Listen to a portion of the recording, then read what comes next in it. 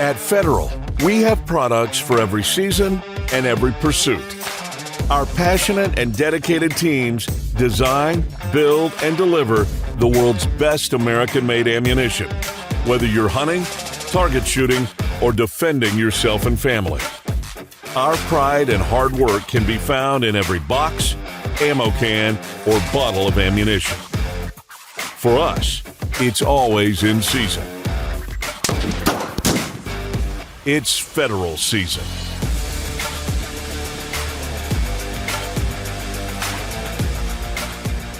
Welcome to Federal Ammunition's podcast. It's Federal season. I'm Jason Vanderbrink, President of Federal Ammunition, along with Jason Nash, our Vice President of Marketing. It's an honor today that we welcome three of the U.S. medalists from the Olympic Games, Kayle Browning, Brian Burrows, and Amber English, all of whom won a medal in their shotgun discipline in Tokyo. We're going to break from our normal format and talk to each Olympian for a segment, starting with Kayle. Kayle, welcome back to It's Federal Season podcast as a 2020 silver medalist in women's trap. How does that sound now for people when we introduce it? Sounds pretty good. I'm still not used to it. I've been working a long time for that title. Perfect. So a quick recap before we get into questions about the experience. Kayle Browning captured the silver medal in women's trap. Kaylee's an Arkansas native. We have a wonderful factory down in Lone Oak, Arkansas as well for Remington. She shot her way into the finals in the sixth position and then climbed into the final pairing with some clutch shooting. The first time Olympian missed extending the match by one target. However, she helped the USA shooting team capture 4 shotgun medals with her silver performance. Kayle, let's talk about the qualification rounds. Tell our listeners how you did and walk us through that experience being your first Olympic competition. So it was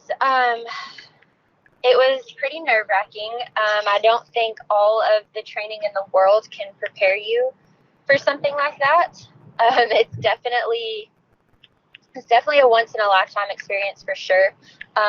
My qualification round was a 120 out of 125, which put me in 6th position going into the finals. And the last round of the qualifications, I knew that I had to straight it. Like, I knew I could not miss to even have a chance to go into the finals. And that was a whole different mental ball game than I've ever played before. But thankfully for the training and just previous competitions and being in the game for so long, I was able to kind of just focus on my technique and get that done. And then some luck had to come into play there too for some other girls to miss so I could get that position, that 6th position. But once I was in the finals, I'm a pretty strong final shooter. I had a little bit of a rocky start because nerves got to me, but once I got through the first pass, I felt a lot more comfortable and a lot more in my element, and it was kind of I just had a feeling of like comfort and peace over that, and it really just kind of allowed me to be able to shoot how I know how to shoot, and ultimately ended up in a silver medal. So that's awesome. You can't ask for any better outcome. So what are your thoughts as you're starting the finals, especially as you face some tough competition and the Slovakian who didn't miss a target during qualifications? How do you mentally prepare that when you're shooting against someone who hasn't missed yet? Yeah. So for her, I knew that she was shooting really good. And I also know that she can be on fire in finals, and I know that she can be kind of cold on finals too. So my whole game plan was just to focus on my technique and the training that I've been working on for literally 20 years. And I know that if I trusted that I would get the result that I was chasing, which was a medal of any color. And that's exactly what I did. I knew that if I was to worry about her and how she was performing, that it was going to affect my performance. So my game plan was to just strictly go off technique and practice and what I do every single day on the range, which is just work on your moves.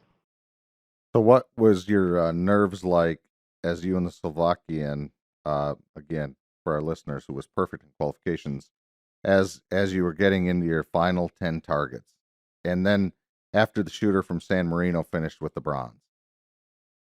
I knew that San Marino was a little bit ways behind me, and I knew that I was close to Stepashkova, But I did not know that I was only one target out from the gold. I never really paid attention to the scoreboard. I knew we were close, but after I went back and watched the finals, I was like, oh man, we were like tied and like one down and one ahead, like back and forth the whole time.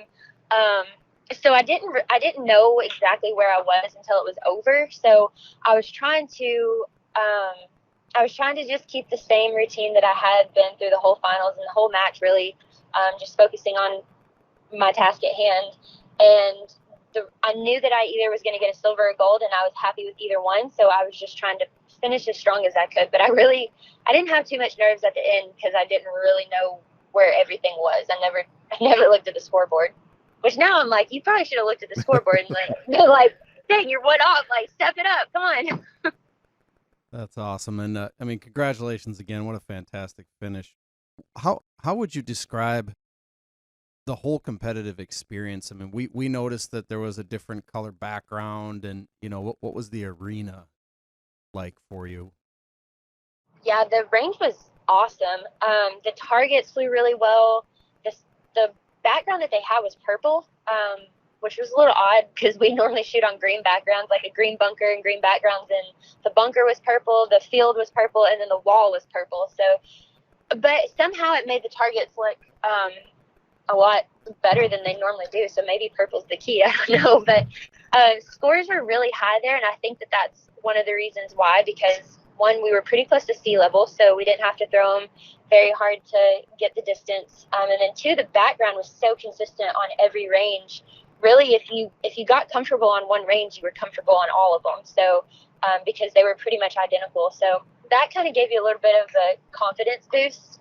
If you didn't get to, like, if I didn't get to train on one range one day or the other day, I knew that it was going to be the exact same on whatever range I was training on. So that kind of gave you the confidence, and I do think that that's truly why the scores were a lot higher. How about some of the other aspects of the Olympic experience? I mean, everybody talks a lot about the opening ceremony. Did you get a chance to attend that? I did. It was, oh my gosh, it was everything that I would have imagined that it would be like. It exceeded it like times 10. Getting bused from the village over there, marching in with Team USA. I mean, I got to meet all the different sports and all the different athletes. And I mean, we met water polo, we met basketball, we met equestrian, we met so many different athletes. And it's so cool to come together and know that you're all there for the same purpose, which is to represent your country and do the best you can do at that elite level. And walking in with all of Team USA just chanting like USA, USA was the coolest feeling ever. And then getting to see, the different countries too, even meeting different countries, but getting to watch what Japan has worked on for 2 years now, their opening ceremonies performance, and it was just an experience of a lifetime. I soaked up every moment of it. We're all getting the chills just thinking about it. That just sounds awesome. How about not having spectators there? I mean, what was that like? I mean, you obviously had your team and coaches there. So in shooting, it's kind of hard for spectators to be there anyway, like normally at World Cups. So it wasn't too different for my sport in particular. But there was a lot. So like at our shooting range, we had obviously skeet and trap, but they also had rifle and pistol at the same venue. And a lot of the rifle and pistol people that were competing would come over and like watch us. So we actually had quite a few spectators. But for us, normally on a World Cup basis or like a competition basis, we don't have that much of a crowd anyway, because one, they have to be kind of far away for the noise. And then two, a lot of World Cup places, they don't have stadiums on each field for it. It's mainly just the finals. So it wasn't too out of my element there. So that part really didn't affect me too much on it. Although I do wish my family could have been there. That would have been awesome. So Kaylee, what homecoming when you're silver medalist? What was there a homecoming parade? What happened when you landed back home? So when I landed at the airport, the news was there. All my closest family and friends were there, and I stepped off the plane, and walked down the stairs and everybody just started clapping and cheering, and there was balloons, and the Little Rock Fire Station was there, and they had their fire trucks there, and it was the best homecoming you could have ever asked for. And it was great to see all my family and friends, because they were all asking a million questions and wanted to see the medal, which was really cool. But the following week, my community, I have to give so much thanks to my hometown, because they have went above, and not even my hometown, my whole state has went above and beyond to support me and just like really come together as a community over this, to present me with awards. I mean, I got the keys to the city last week, which was awesome. I don't really know what that entails, like what I can do with that now, but I have the keys to the city now. The Congress has honored me. They flew a flag over Washington, D.C., or in Washington, over the White House in my honor. And then French Hill flew from D.C., and brought the flag back and presented it to me. So it's just, the homecoming has been awesome. That's awesome. Where's the medal at, and how do you plan to keep it? Right now it's in my safe, but it gets pulled out every day. Either I'm like, oh my gosh, I cannot believe that happened, or my family comes down, or some of my friends want to see it. So I definitely keep it locked away, but it's being used daily. Now, is the medal pure silver? Because the gold one's not pure gold, but is it pure silver? I think it's plated. So I think Tokyo had a big thing like 2 years before the Olympics, and they were gathering a bunch of recycled cell phones from the country, and the medals are made of like deconstructed cell phones, I think is what they said. Interesting. All from Japan. Yeah, and then they're plated in silver, gold, or bronze. So what's next for Kayle Browning? So I am going to take a little bit of a break. I'm not going to shoot our nationals and just kind of relax and take a break. And then in October, I'm headed to Cyprus to compete in the President's Cup, which is the top 12 athletes in the world standings for that year. They take the top 12 and invite you to the President's Cup, and you get to compete there. And that's kind of how we get like our top world rankings, like the top 12 athletes out of that. So that's towards the end of October. So I'm just going to take a little bit of a break, kind of take a breather, really soak in everything that's happened over the last couple weeks, and then start training again and get ready for that. Awesome. Well, our sincerest congratulations from all of our employees at Federal. Kaylee, we couldn't be more happy for you. You're a fantastic representative of our company, a great representative for our country, and we're so proud of you, and thanks again for your time today. Absolutely. Thanks for having me on, and I look forward to doing it again. All right. Thanks, Kaylee. Have a great day. Up next on its Federal Season podcast, we'll continue our Olympic conversations with Federal sponsored shooter and bronze medalist Brian Burrows. Meet the industry's widest variety of game-changing ammunition. However you shoot and whatever you hunt, fortune favors the prepared. And nothing prepares you better than Federal Premium. It's a gold standard advantage delivered directly from the experts in premium ammunition. Find your Federal Premium advantage today.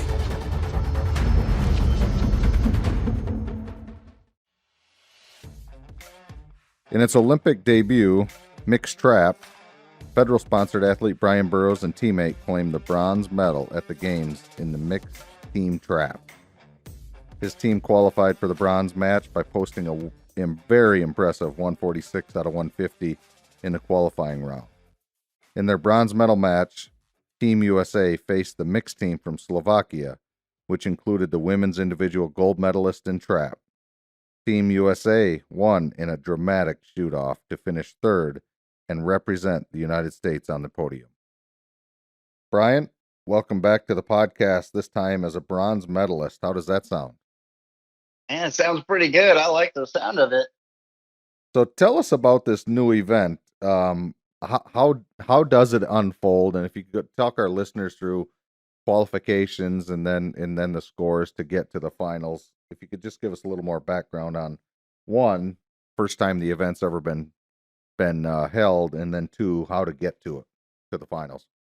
Yeah, absolutely. So shooting in general has just always been an individual sport, and now they have this new event called the mixed team trap event, and you take one guy and one girl, and that's your team. So in the qualification rounds, you get 75 targets each, and you'll add those scores together to that's your combined score to try to make it into the final. And during the qualification too, we stand right next to each other. So we're working as a team, we're talking to each other, we're watching each other shoot. And so we're standing right next to each other and working the whole time. So how do you figure out who's your teammate? Is it picked by the team, or do you all just say, hey, I want to shoot with so and so? So the teams are pre-picked, and they're picked through our Olympic trials. Gotcha. So they take the 1-1 and 2-2 will combine to make teams. So they're pre-picked back in March of 2020. Wow. Okay. And so to qualify, is 150 shots, right? 75 each. Mm-hmm. And then how many shots were the finals? The final was only 25 targets each, so combined 50. And relatively speaking, that's a pretty short final. The individual final is up to 50 targets total for one person. So 25 targets per person goes very quick. It's almost a flash final. It just goes by in a blink of an eye. Yeah, and as we know, you got to be on your game and trap. So why don't you, Brian, walk us through the performance? What went through your mind as it was getting down to crunch time, how it all unfolded. Yeah, well, the individual event was 2 days prior to the mixed team event. In the individual, I missed the final by one target and shot a 121 out of 125. Scores were high, and I can't be upset about that because I was right there. I was in the hunt. But going into the qualification for the mixed team event, I didn't start off great, and actually I had my worst round that I shot my entire time being over in Japan. And I was like, well, we're just gonna have to buckle down. And as a team, it was a roller coaster of emotions from the start to the very finish of the final. But in the qualification, we shot strong, and we were able to qualify or tie with the Slovakians to get into the final. But it was 146 out of 150, which is a pretty high score. And actually, that was the former world record for Kayle Browning and I reset the record in 2019. So, we're shooting world record scores just to get into the bronze medal final. If that tells you anything of how high the scores were and the level of competition. But it was a little nerve-wracking going into it. We were calm, we were confident, but there were points where there was some need to break targets in the qualification, and we got them. We broke them. So it was exciting going into the final. That's awesome. I mean, that's what you want, is the highest level of competition. So what's it like having a teammate with you instead of shooting by yourself? Are you any less nervous? Is it, do you feed off each other's energy? How does that work? I think you feed off each other's energy. I was watching my teammate Maddie, and she was just rock solid, and so I fed off of that, and I think she fed off of my consistency as well. And it really it's different from the aspect where you do have to rely on somebody else for your success or not. And at the end of the day, it is still an individual sport where you have to hit your targets. The best thing you can do for the team is to hit your targets. And so being able to feed off each other and that positive energy helps both of us, accomplish that. Did what was the whole venue like? I mean, what was the feel of the quote unquote arena and the procedures you had to take to get out there and actually compete? The the feel of the arena was a little eerie almost, just because they have these this stadium seating for 5,000 people or more. I mean, it's the range is able to accommodate lots of people. They're expecting a pretty big audience, and for there to be less than 100 people there was there's a lot of open space in the seating. It was quiet. There's only three ranges that are going, or that they have there at the Olympics. So it's not like going to the Grand American. We have a mile of traps and everybody's shooting. It's just pop, pop, pop. So it's kind of quiet, if, to be honest. But it was good though, because as a team we were able to kind of come together and really pump each other up. And usually you'd have your families there, or spouse, or some people in the stands rooting you on. We were able to do that for each other back at the tent, which was really great. But the other kind of requirements there with the Corona and whatnot was kind of different. Not what I had expected when I first made the Olympic team, but it was, we kind of went from the Olympic Village straight to the range, and we shot, and we went straight back to the village. So unfortunately, we didn't get to check out Japan or explore too much, but it was still just a phenomenal experience. It was really, it was pretty great just to experience all of it. What will you remember the most from your experience at the games? Probably that last shot in the shoot off in the final. So the final was pretty dramatic in itself, because we started over from zero in the final, and we were shooting against the Slovakians, which the woman was a 3-time Olympic medalist and had just won the gold medal 2 days prior. Her male teammate was, he's won world championships, and he's been shooting a long time too. So they were a very strong team that had a lot of experience on their side. So, it was pretty. We were going up against a pretty stout team, but just from the beginning, and there was points where we were leading, and then there's points where we were down by 3, and I came into the last pass, and they missed 4 targets in their last 5 targets, and it was it gave us a chance to catch up, and we tied at the end of the final, so it came down to a shoot off, and I shot first, shot hit the target, and then the women shot 2 targets, and then they were going to switch over to the guys. Thankfully, it didn't go that far. But anyways, the moment I'll remember is that last shot where the Slovakian missed this hard left, and Maddie stepped up and just smoked it.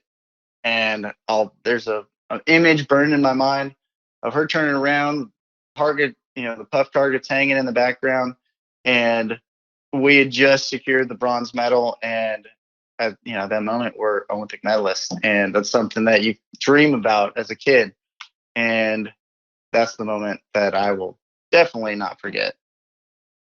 So Brian, is the shoot off sudden death, or so you go and then you hit, Slovakia hits, is that, and then is it just you miss 1 target, you're done?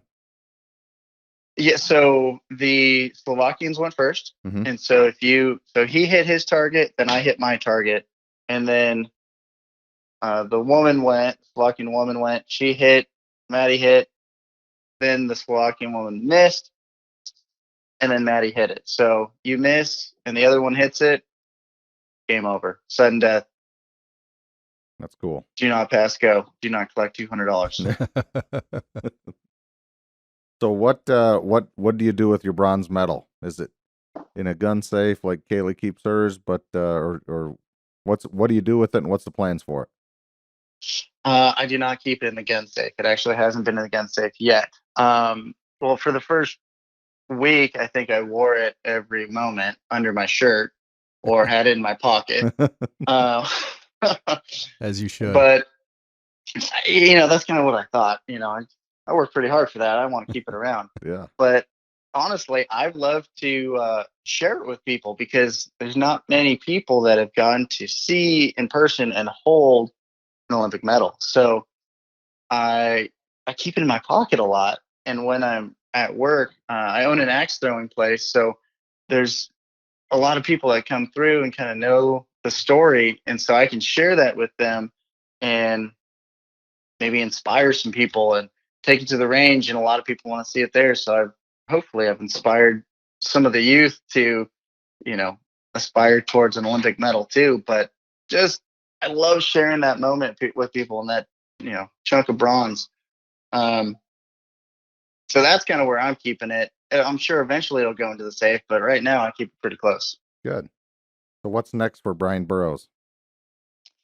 Next for Brian Burrows. Well, in 3 years, I think they have the same thing going on in Paris. So I think I'm going to try to make that. But in the meantime, there's a couple of selection matches to take some World Cups internationally. I think Morocco and Italy. So I'm going to try to continue to represent the United States and shoot the best I can. Nice. That's awesome, Brian. You've done a great job of representing the United States and Federal Ammunition. On behalf of all the people here at the factory, all of our hardworking employees, we really appreciate you, and a sincere congratulations, and thanks for joining us and recounting the story. It's fantastic. Thanks for having me. It's been fun. Great job, Brian, and thanks for using our product again. Thanks for making a great product. All right. It clearly works. That's good. Up next, we'll talk with Amber English, gold medalist in women's skeet.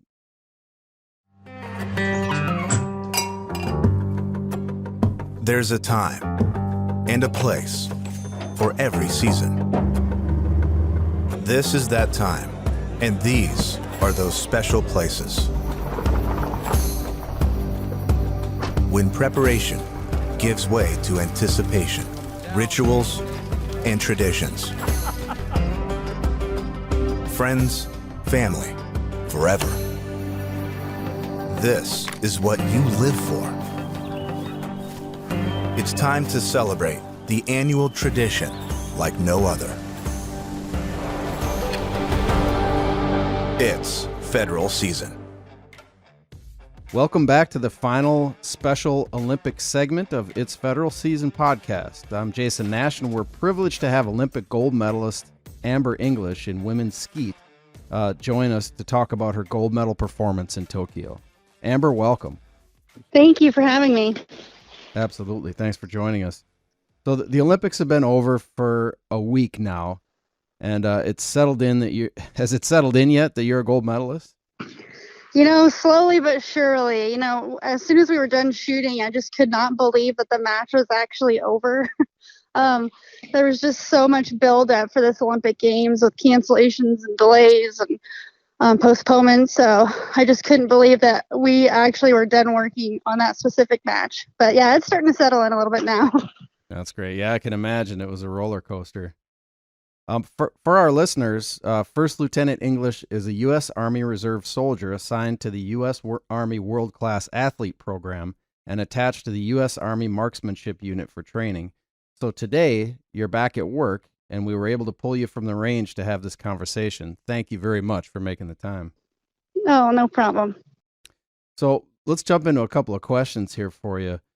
Your competition, along with men's skeet, was first off the blocks for the shotgun sports. What was your anticipation level heading into the qualifications? I just had very specific things I was trying to work on. I thought I knew what match pressure was until I stepped onto that stage. So I definitely felt a lot of stuff that I'd never felt before. But I knew, going into qualification, I'm going to just focus on the things that I can control. And that's putting myself in a good headspace and just letting myself do what I've trained to do for a very long time. So you shot, and when you got yourself in that right space, you shot a 121 of 125 in international skeet to finish in the 3rd position heading into the finals. How did you rate that performance? I wish I could have shot better, but we'll take it. It was it was all I needed at the time, and I actually missed, out of the 4 targets that I missed in qualification, 3 of them were low 6s. So I was like, man, something with this target. But as soon as qualification was done, I said, hey, well, that's cool. I don't have to shoot that specific target in the final. So moving on. Perfect. But I was happy to be in that position walking into the final. And then in the finals competition, I mean, you knew it was going to be fierce, I'm sure. I mean, ahead of you was an Italian shooter, and finishing 1st in qualifications was the world record holder from China. What was your thought process going into the matchup against them? It was easy to look at that and be like, wow, they shot so well. But again, I just really had to focus on what I could control, and I deserve to be here. I can shoot good, or shoot well against these girls. This is nothing new. So back to, what it's going to take to break the next target. And that's something I'm very, very proud of. Yeah, and you should be. In the finals, you hit 19 of 20 before the first cut and followed it again with another 19 out of 20. And we're tied with the Italian shooter. How were your nerves at that point? I really wanted, and I trained at home to just have an initial power 20 straight out of the gate. Just because for those people that don't necessarily focus on themselves, well, then maybe they'll focus on what I'm doing and see that strong beginning. Obviously, if I couldn't shoot a 20, I would definitely take a 19. There was a point in the final where I really just, you kind of know where people are, and people are getting eliminated, and it's easy to get wrapped up on scores and the announcing. And yeah, I just tried to shoot my own game and figure out exactly what it took for the next target to break. And when the shooting was all over, not only had you won gold, but you set an Olympic record. What were your emotions like after that? Like I said, it was just an instant weight off of my shoulders. Like I said earlier, I just could not believe that this match was actually over. I was like, no way, we still have another day or another week. No way, is this actually over? But yeah, I shot a 56. I was happy with it, and I knew when the Italian gave me 2 right off the last station for her, I knew if I hit 2 out of the 4, I would at least be tied, and all I had to do was hit 1 more to win. And once I saw the pink puff, I just straight up forgot how to shoot. So I should have had a 57, but I'll take a 56. And being a member of the U.S. Army, what was it like being wrapped in the American flag with a gold medal around your neck with that performance, and being on the podium while the national anthem was playing? It's just a huge honor, even in general, to represent the U.S. and wear USA on our backs. And it's for all the people that allow us to do what we're doing. So, it was a crazy honor, and I'm so very humbled by this experience. And I'm very, very glad and happy that we could listen to our national anthem. Yeah, so were we. It was a lot of fun to watch. So you and teammate Vincent Hancock, who won his 3rd Olympic gold medal in men's skeet, made an appearance on the Today Show. I mean, what a great platform to elevate the shooting sports. Tell us what that was like. We were just kind of in shock, like, oh my gosh, the range was very, very hot, and we had been out there for a long time. And so we went straight from the range to do all the media stuff. So I was like, man, I could really use a shower before seeing all these people, but oh well. But it was really cool, and anything that we can do to show, shooting and put shooting in a positive light, we'll do it. So it was really cool to talk to them and see them in person. That's great. So we asked the other Olympians this too, the other medalists, where do you keep your gold medal? Well, it's actually here with me right now, but normally I just keep it in my gun safe. Perfect. I'm sure you've had a lot of requests to look at it lately. Yeah, and anytime we can, connect the general public with our Olympic sport, It's really cool. I've been putting it on little kids' necks and letting everybody feel it, and it's just really amazing to see their expressions when they get to hold it or wear it. That's great. We need more of that, and hopefully they're posting all that on social media and sharing it with their friends, because we need that message out there. It's a fantastic sport. Definitely. So what's next for you, Amber? Well, since I'm up here at a training camp, we're going to shoot here for a little bit, and then we're going to go back to Fort Benning for a few weeks, and then we're shooting our national championships next month up in Michigan. And then after that, I will be at a competition called the World Cup Final. And that's where they take the top 12 competitors across the world for the year, and they shoot a match. So they have like a huge glass globe trophy that everybody shoots for. And it's probably one of my favorite matches, just because it's more low key and not so busy, and it's awesome. So that's the goal. I need to win the big globe now. Awesome. Well, best of luck. Thanks.